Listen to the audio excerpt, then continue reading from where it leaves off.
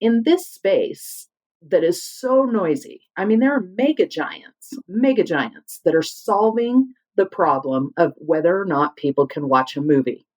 Our job was to solve the cash flow and the fundraising problem and the loyalty problem so that when we have the ability to come back, they will come back to our actual bricks and mortar cinemas. And that's a very different problem that you're solving.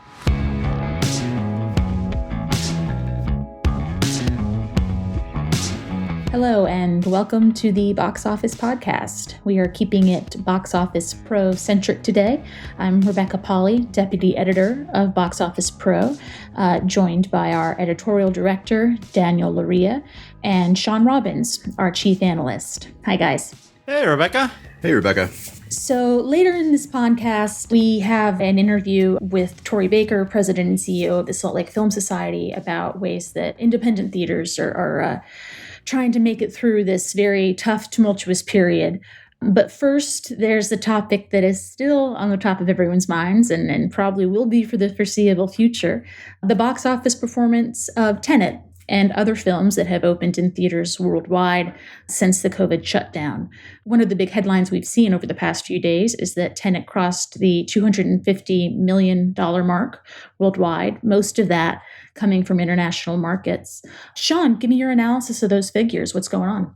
Yeah, so like you mentioned, it passed, I think, a kind of an important benchmark. This is the only film outside of the 800 in China, which has earned this kind of figure since the shutdown earlier this year. So while we're still talking about numbers that are far off of pre-pandemic norms, it is still kind of a threshold that's that I think is very clearly driven by international, and we're looking at a little over 25 million this weekend, which was about a 35% drop from last week. If you take out China, it's 29%, so it looks a little better that way, but that brings the international cume to about 215. And domestically also saw a stronghold that was about 26 down from last week. So that puts it at 4.7 million, still number one, probably will be number one for at least a few more weeks, if not longer. And I think we're kind of entering that phase of the run where the numbers themselves may not feel as impressive as we were hoping, but the takeaway is that the drops are living up to that expectation of moviegoers coming back in small waves. We haven't seen a major drop off in most countries for this film yet, which is one of the positive takeaways right now. Now, Shawn, the film opened in two major overseas markets over the weekend, Japan and Mexico. Could you tell us a little bit of how those individual performances played out? Yeah, absolutely. Japan was probably one of the biggest stories, I think, of the film's debut so far, at least since that initial opening. It made $4.3 million in its opening weekend there, which was actually higher than the 3-day openings of Dunkirk and Interstellar. And that's despite 50% seating capacity in Japan right now. So that's a major win in that territory. And Mexico, like you mentioned, also was, I believe, the first country to release the film in Latin America, and it opened with about 850,000. And they have currently about 88% of theaters reopened. So both of those are more positive marks, and we're still looking at about another 25 markets that have yet to open the film. That's interesting, at least from where I'm from in Mexico, seeing movie theaters finally reopening, getting some Hollywood product in there. Of course, with the Mexican market, what performs exceptionally well there are Disney titles, are superhero titles, are animated titles. Pushing Mulan, I think, is a big hit for that market. But hey, it's good to have this movie out there. We also saw some strongholds in Western Europe and other markets where it's still going on. What are those territories, Shawn, where Tenet is showing strong legs? So we've seen Russia, Hong Kong, France, Australia, and Spain this weekend each drive drops of 25% or less. And there are other examples. Obviously, these are key markets, though, that we can highlight and really look to as major territories where we're seeing the film hold on pretty well. And IMAX, again, pretty much all premium large format screens in every country, domestic and international, have been major components of these drops and are still reporting a lot of strong sales. It's interesting you bring up those premium formats because that's also something we're seeing here in North America, right? With strong performance from IMAX and Dolby Cinema formats here in the United States and Canada. It's been an interesting weekend. Shawn, you mentioned that the title made $4.7 million here domestically, which is scary to say that the number one movie in the domestic market made under $5 million. But as you bring up, the hold is actually what we have to sort of look at and sort of see that not too many new locations are coming in, and Tenet is still holding steady where it's playing. Looking at percentages that Warner's gave us over the weekend, 14% of that 4.7 million came from Canada, which has been open for a week longer than it has in the US.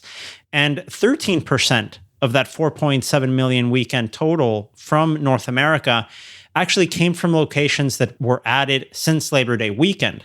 Some of those locations include drive-ins, including a drive-in in Los Angeles that was actually one of the top 3 earners as individual locations for Tenet. The state of California, even though it's not fully open, and this is really where we get to the importance of California and New York in the domestic reopening picture. In California, we have 6 of the top 10 theaters for Tenet alone, and actually 10 of the top 20 earners in the domestic market for Tenet are all coming from California. You know, we're getting word that the drive-ins are also coming in, allowing this picture to play. Shawn, how do drive-ins fare with the market share for Tenet domestically? So yeah, we're looking at 4 of the top 10 locations representing drive-ins, and one of them in Los Angeles. And that really kind of represents this interesting share of where Tenet is performing strongest, where it's available. If we look at the top 10 markets so far, Orange County and Greater Los Angeles are at the top, especially with Orange having recently reopened. We see areas like Dallas, Toronto, Salt Lake City, and Phoenix making up the rest of the top 5. But we see other areas across the country: Chicago, Greater New York, Houston, Atlanta, San Diego. And I think what we're going to kind of see are, hopefully as more markets reopen, even though drive-ins are performing strongly, we're still seeing traditional hardtop theaters do really well for this film. Yeah, and you mentioned Orange County and the greater LA area being the top DMA. The top location for Tenet last weekend was an AMC hardtop theater in Orange County, for example. Now, you mentioned that greater New York metro area is among those top 10 DMAs for Tenet. Important to say that the state of New York isn't part of that. When we say greater New York metro, what we actually mean is things about an hour's drive for both Rebecca and myself over in New Jersey or Connecticut. People renting zip cars and going out to Jersey to see Tenet. Hey, I'm actually visiting relatives in a couple of weeks in Philadelphia. I've already budgeted the time to slip into the movies and watch Tenet in the state of Pennsylvania. So I'm nice. Actually looking forward to that. I think the next time I'm leaving New York State would probably be around Thanksgiving. So I don't know. We'll see if Tenet will still be in theaters then. I'm guessing there won't be a ton new to push it out between now and then. What are the other films that are in theaters now? Things like New Mutants, how have they been performing on holdover? New Mutants is a great example to bring up because usually when we talk about these superhero movies of any brand or studio or whatever, we're used to seeing them open to a certain number, usually pretty big, and then dropping off, or opening not so big, but then still dropping off because you get that fan base rush. New Mutants hasn't really done that. It had kind of an expected first weekend drop, but ever since then, it's really showed some staying power. It's down just 22% from last weekend. Obviously, we can factor in the reality of movie going right now and the reopening of theaters, but it's not alone. It's also joined by Unhinged, which only eased about 15% from last weekend. Broken Hearts Gallery, which just released 1 week before, only dropped 29% this weekend. So we're really seeing, amid all the unfortunate kind of news of our optimistic expectations of how this reopening would go not coming to fruition, the one thing that is coming to fruition is that we're seeing these films really stick and draw back small waves of moviegoers each weekend. And I think that paints the picture for what we'll see this weekend and probably the weekends to come. I mean, we now know that Wonder Woman won't be releasing in October. right after we recorded last week, Greenland was pushed from its late September date and to an unset date. So the market really relies on Tenet and these holdovers like New Mutant and Infidel, which is, I think, is a big story to bring up from Cloudburst Entertainment this weekend. It opened well past expectations with 1.4 million, and that'll be another anchor for exhibitors to rely on. It's one of those points that you guys brought up in the podcast last week, where we're going to have to see what role these titles that you would usually put into the market as counter programmers play in this wide open runway that they have up until November. I think Infidel, as you bring up, Shawn, is a very interesting point. And I do wonder, what are these independent cinemas? What are these even art house theaters that don't rely on a big studio blockbuster? How are they going to fare in this interim? Interesting you should bring that up. That will segue us marvelously into our interview segment here for this podcast. It's almost like we planned it. What? We were really thrilled to speak with Tori Baker, President and CEO of the Salt Lake Film Society, who has helped to launch a program called At Home Arts, which is basically kind of an extension of the virtual theatrical model that we saw pop up really shortly after the March shutdown in the United States. What this is, it's kind of a bigger, more coordinated program that will help independent art house theaters across the United States, get together a virtual theatrical slate and hopefully, get some money going, maintain their connection with their community, even though they're maybe not able to open their doors or not able to open their doors every day because of a lack of content. So from there, we're going to push it to our interview with Tori. And we have here with us today Tori Baker, the president and CEO of the Salt Lake Film Society, which is really spearheading this effort across art houses to create essentially what can we call it, a virtual theatrical network of different cinemas. Tori, thanks so much for joining us. Thank you for having me.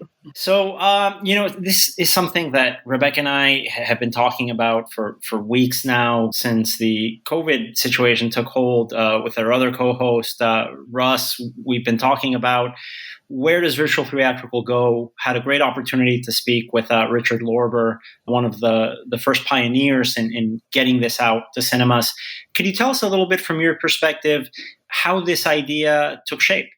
For one, I think the art houses and the art house structural model of most of us being nonprofit allows for a sort of nimbleness when we look at the industry as a whole and how we're reacting to certain industry pressures, in particular disruption. So when the biggest disruption that we've had, probably in decades occurred, which was COVID, and we closed on March 13th here at the Salt Lake Film Society, my immediate plan was to look at a pivot. And that sort of comes from both the human being that I am and the entrepreneurial spirit that I have, but also the understanding and resource that we had at the Salt Lake Film Society, which was actually a little bit, not even a little bit, was a great luxury. We had launched a media accelerator studio last year, and we'd been working on that media accelerator studio with an online project. That meant that I had some tech individuals, specifically a gentleman named Miles Romney, who works for us to provide Mass Studio all its accelerator needs with regards to the filmmakers, what they're doing, and the online community that we were creating. So we had not yet launched our online community, and we took the technology base of that and we just pivoted that resource 100% into thinking about how to solve our current problems. For me, there were only two problems that we were solving in that crisis. Number one was cash flow, and number two was fundraising. And I know that a lot of the for-profit theaters do not think that fundraising is something that is at their fingertips, which I would dare say is not wholly accurate. Of course, there's, grants that would apply to nonprofits only and such. But when you're talking about fundraising, that's everything from whether or not you get a PPP loan all the way through the ideas of whether or not you have a membership and a loyalty program. So I felt like we were solving those two problems. When Kino came out with, their innovation, and they had already been along their pathway as well, and then offered it to the art houses, I think that was a really amazing resource at the time for art houses that didn't have the resource I had to solve this problem on the ground. So I looked to, can we create something that actually protects the fact that we are an exhibiting organization, but that we are out of necessity having to pivot to this online space? And to me, what that looked like reinforcing theatrical. And that meant reinforcing the structure of theatrical and the business model, as well as the patron perception of theatrical and their experience. So when we looked at building something for technology that would support that, the first things that we built in structurally was, how do they go to the box office entry?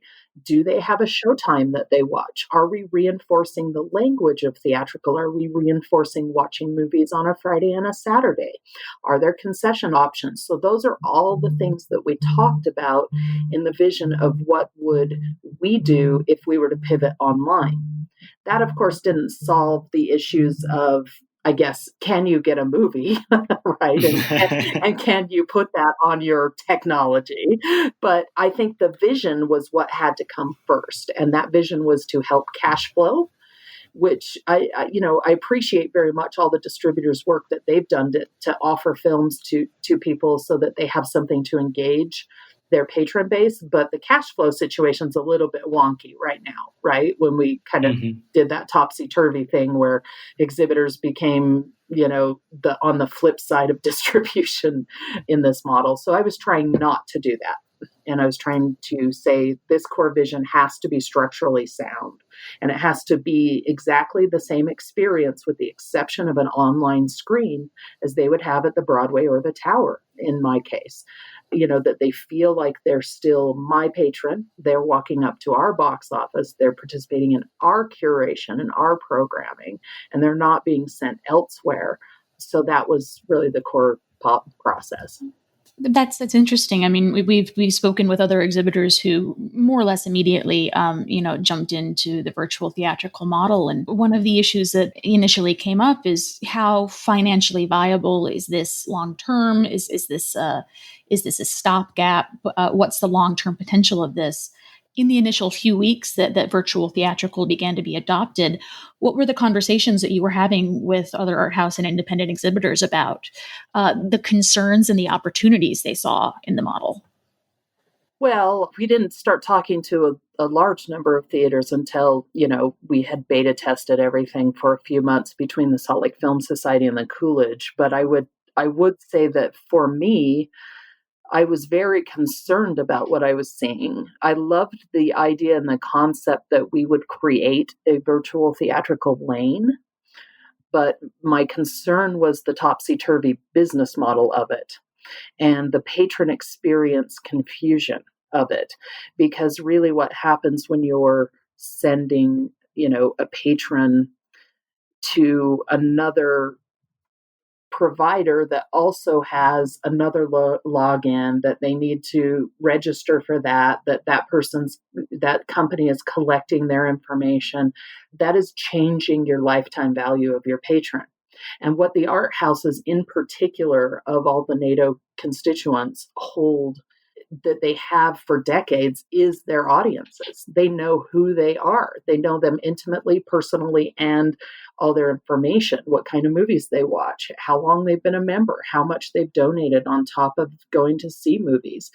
That is an asset that I was very concerned was in a moment of panic, which I understand the panic, believe me. In a moment of panic, when all the theaters closed, everybody let go of that precious asset. So for me, the Salt Lake Film Society, having had the luxury of coming up with technology, we did not launch until April 3rd. So we closed on March 13th and did not launch the tech until April 3rd.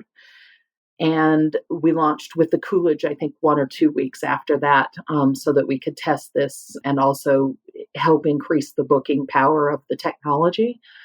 But that 2-week gap I did nothing during that 2-week gap. So I was not willing to take one of the assets that we've worked so hard on and just sort of, think too lightly about it. And I don't want to say that anybody thought lightly about that. I think a lot of people are in economic pain with their businesses, and that the solutions that they turned to were necessary and they had to do them. I just happened to be a little bit more lucky, where the Film Society had already grown to this point of having a comfortable reserve fund, having two very solid venues, and having the technology capability with our staff members to take a vision and implement it. I'm intrigued by something you said a few minutes ago about the need for, independent theaters to, while they're doing virtual theatrical, really maintain their brand, really maintain their audience. I was speaking with Dale Dobson, who is who runs the Maisel Art Cinema in Harlem, and she said basically that exact same thing, that right now with virtual theatrical, someone could rent a movie from us or someone could rent a movie from Lincoln Center, and there's functionally very little difference. So, in her mind, what the Maisels has to do is really double down on the curatorial approach. With home arts, what's the possibility there to really, for a theater to really differentiate itself and its programming and its like spirit and vibe and brand? Well, listen, I might be a little bit of a rebel on the block here, but I actually think, as important as curation is, because content is king, the reality is you're either loyal to an institution or you are not. And if you're a patron that is leaving that institution for whatever reason, it's usually an issue of friction, I would say. And what we were trying to do with our tech is reduce the friction and increase the loyalty. So for instance, if you go to, Lincoln Center and not your local art house, why did you do that? Did you even know? I mean, let's be serious about independence. Nobody knows, they don't have a brand like AMC. Nobody knows the independent theater exists unless they're in their community and they're active in their community and they're loyal to that brand. So that's the work that's been done for decades in the independent and art house realm that you can capitalize on now. And I don't know that you have to worry in a theatrical VOD space that they would go to Lincoln Center, because if they do, your job, it was not done well in terms of, probably I would say, better way to say it would maybe be the job of engagement and loyalty wasn't done on the ground in order to even matter to your patron. And in this space that is so noisy, I mean, there are mega giants that are solving the problem of whether or not people can watch a movie, right? Our job was not, in that moment of closure, to solve the job of whether or not people could watch a movie. Our job was to solve the cash flow and the fundraising problem and the loyalty problem, so that when we have the ability to come back, they will come back to our actual bricks and mortar cinemas. And that's a very different problem that you're solving. And that's how we looked at it. We looked at it from that angle of, can people donate because they miss us? Can they see a movie at the Tower, right? Do they feel like they're seeing a movie at the Tower when they see a movie at the Tower? Can they see anybody's movie at the Tower? That was really a big key with the platform as well. And that's the curatorial part. So maybe you want to say, yes, they can see this movie on Kino Lorber's platform, but they want to see it at the Tower. So it's about the actual identity of your theater and that big screen experience, and everything you can do to augment the idea psychologically that the big screen matters and that communal viewing of a movie matters, and that even if we can't do it, we're going to do it on the virtual screen of the theater we're loyal to. And I think that has a lot less to do with what movie. Right now, clearly our tech is limited by what movie based on who will work with us on the distributor side. But once we program the tech, if you choose this film over that film, or you choose to open 2 films a week instead of 4 films a week, because that's what we do too. We open films on Friday, we close films on Thursday, we hold over. Again, it's so important to reinforce the theatrical behaviors, whether or not you had to pivot online or not. We'll see what happens with the cohort. I think there's a great temptation to say, why don't you just make every movie live for as long as it can be live? Well, I think that's up to you individually as a theater and how you're serving your community. But again, you're not solving the problem of, can my patrons watch a movie? Netflix is doing a pretty good job of that, as well as Disney Plus and some other mega giants. You're solving the problem of loyalty and emotion around the art house that you are. That is what will pay off in the long run with the donations, which, by the way, at the Salt Lake Film Society, we're at 40%. So for every film that somebody watches, say, to use whole numbers, if they watched a film at $10, $4 in addition comes in through that technology as a donation. And the Coolidge is at 35%, and we'll see what the other cohort ends up netting when it comes to additional dollars. I just looked at some recent figures, and, so we were grossing some nice numbers on our most recent films, and we were more at a 50% for that particular film. Wow. So different films, ignite different, I think that's sort of the diversity conversation as well. If you have a film that people feel is important to, talking about the environment or talking about Black Lives Matter or something, they know that you're the conduit and you're the home of that place, whether you're open or not right now, and they're going to donate above and beyond the purchase of that film.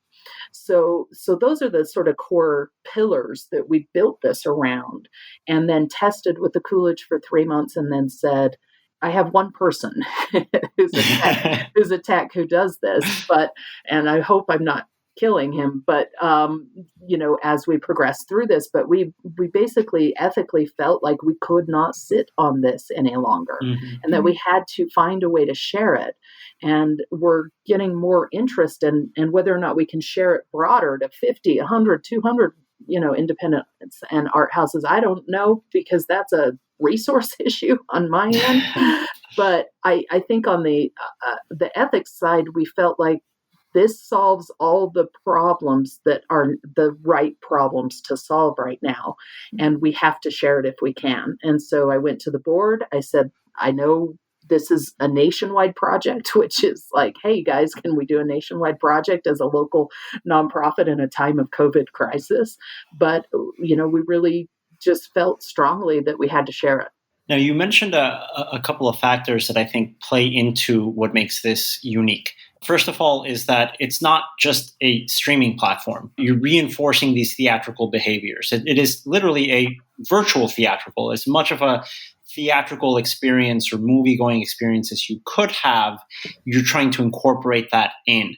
The second one that I find extremely interesting is that this is a group effort. You use the word booking power. You've referred to working with some distributors. Could you tell us a little bit about some of the cohort that is part of this campaign and why it's so important to have that strength in numbers in this initiative? Sure. Let me address your number one first. I would not just say this is not just a streaming platform. It is not a streaming platform. The fact that you're streaming a movie is certainly a factual thing surrounding the tech, but it is a visit to your local theater, and you are watching a film on their virtual screen. And what the tech does on that side is it's not, the goal of a streaming platform is subscriber model business models, right? The goal of this nonprofit project for the Salt Lake Film Society is to help the art houses nationally with cash flow and fundraising issues, and then to augment their bricks and mortar, potentially once they're open, with that virtual screen to service what is now a new and emerging underserved population, which means underserved by they don't feel like they're safe to go out in a COVID climate, or they can't go out because of medical issues. So this virtual screen really becomes a mission-based screen that will service and complement even once you're open. I think it will scale down once you're open. So in my case, I have normally 9 films a week, say on my 7 screens playing. So I'm probably doing about 8 films a week or something on the tech right now. But once I'm open in a meaningful way and I have enough films, chances are the virtual screen will be 1 film or possibly, 2 films, one that's simultaneous with the screen for that underserved audience, because that underserved audience is new, and they might be, even post COVID, if there were a vaccine or something, maybe that underserved audience is also somebody we've never noticed before. It's people who are physically bound, or who are emotionally bound to their homes, or who can't participate for some reason in your bricks and mortar. So I think, with our cultural tours, for instance, right now we're talking about that potential, because we've always been limited by 200 seats with any given community on every particular screening. But now there's the ability to say, hey, let's share that with consulates around the US, right? So I think that there's some interesting potentials emerging out of it. And so it isn't just because the film is streamed, it's not a streaming platform. It's a technology created to augment your bricks and mortar with a virtual screen that has the functionality that you need, that reinforces the theatrical experience, the box office gateway, the show times, the ability to donate and message directly, the ability to put local film in your free films up, for people as added benefits to, usually we do that anyway in the art house world. We've got a fair amount of things that we're offering the communities for free. So that's all possible, and that's all structurally not any different than the way we looked at it from the bricks and mortar. So that's number one. To answer your number two on the group effort, this is a mission-based project. So for us, it was about sharing it. And then secondarily, we knew that sharing it would mean taking that theatrical virtual space back from that topsy-turvy thing that's happening, right? Like the distributors are sending BORs now, and distributors are paying now, and that strange thing that's happening with with the virtual space in general. So the benefit of having 12 cinemas on board, inclusive of, Film Forum and Music Box and Austin Film Society and some the Coolidge Corner and Film Society. I'm missing some of them. You can check the press release, but I think that having this initial core group of cohort will now put our lens to honing that theatrical lane and saying, what else is there that we can build into this technology that allows us to actually, service both distribution and exhibition in a way that is convenient and that is automated and that allows us to have our virtual screen augment our bricks and mortar. You say it's not a streaming platform, and just coming from my own personal movie watching activities over these past couple of months, I mean that could require kind of a mental shift for the consumer almost. Like I really wanted to see a film that was coming out virtual theatrical, and subconsciously in my head I'm like, oh no, I don't have to, I can wait. This is an appointment viewing. You kind of think of it like a Netflix or an HBO where it'll be up there for a while. And I didn't get to it because I didn't think of it as being that theatrical, like you have an open date and a closed date. That exclusivity, that's so interesting you bring that up. Some of those PVOD titles, you've mentioned, Rebecca, in the past, how much you like The Invisible Man. I'm going to be honest with you. If I'm going to watch it at home anyway, for a PVOD title, I'm more likely to just wait it out for that regular VOD space or EST date to come in. But as in Tori's initiative here, if it has that exclusivity, that actual window of running, that's a completely different conversation. It makes it more of an experience to my perspective as well. But you need to communicate that to the audience. You need to make that clear. You need to kind of shift the way they look at things in a sort of home movie-going culture defined by Netflix. Possibly. I mean, you have to do the work, but I would dare say that art houses are doing that work anyway, right? I think that and independents have that connection to their audiences that is so intimate that it's like, I know who my top donors are. I know who my frequent viewers are. I know who the people who just love the cult programs are. And when you know that, you're actually a part of their family. You're a part of their infrastructure of their lives. And so you have the capability, because it's not a streaming platform and it's not looking for a subscription, it's not looking for them to join something. You have the capability to say, come to the Broadway in the Tower. And when you do that, you also are pushing out things like opens Friday, closes Thursday, exclusive engagements, holdovers, all that same language that we use to reinforce the urgency of a film theatrically. There's no reason not to use that same information.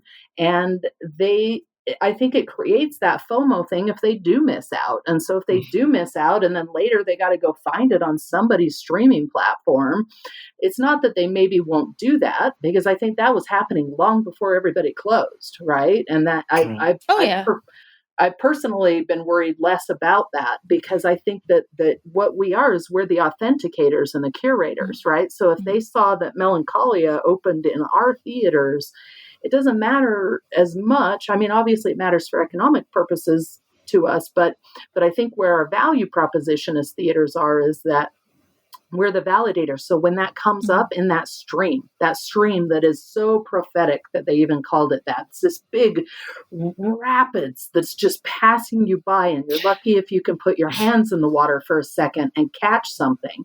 We're the authenticators in the theater business of saying, this is worthy of your time and your eyeballs. And that happens, that's an extended value proposition. That happens long after you close the film.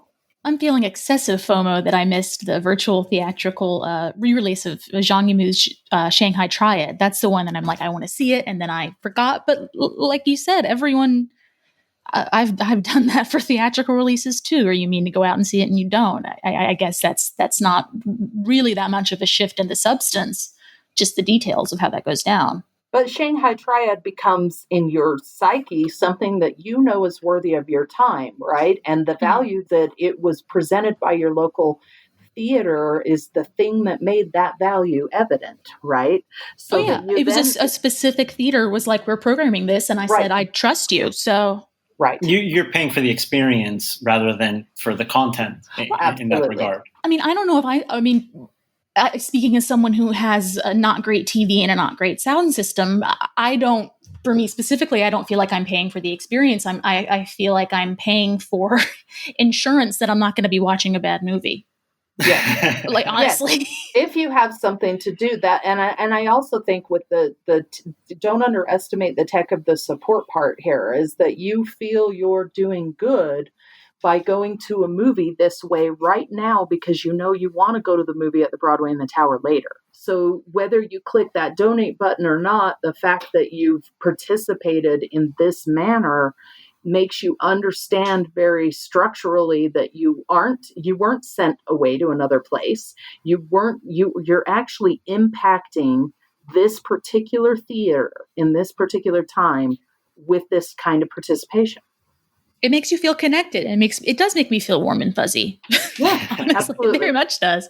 Absolutely. And that's the local power, I think, of cinemas, and that we've spoken about in the past, the local power that they have in our communities and our lives. And well, thank you so much, Tori, for joining us. Really do appreciate it. And, congratulations for rolling this out. I think it's a fantastic example of how this industry continues to innovate, continues to push forward, even when our backs are against the wall. Well, I appreciate you having us on. Happy to talk anytime. Great work you're doing. Thank you so much, Tori, for joining us on the Box Office Podcast.